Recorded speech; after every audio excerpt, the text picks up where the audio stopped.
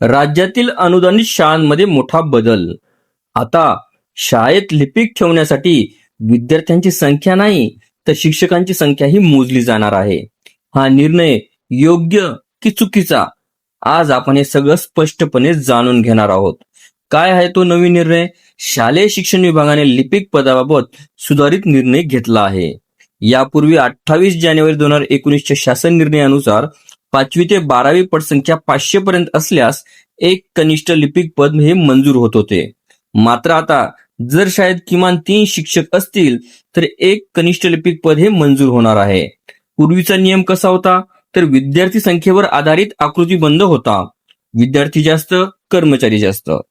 15 मार्च 2024च्या शासन निर्णयानुसार शिक्षक पदांसाठी विद्यार्थी पटसंख्या निकष हा लावण्यात आला. व्हिडिओला सविस्तर बघण्यासाठी कृपया डिस्क्रिप्शन बॉक्समध्ये दिलेल्या लिंकवर क्लिक करा आणि संपूर्ण व्हिडिओ पाहावा.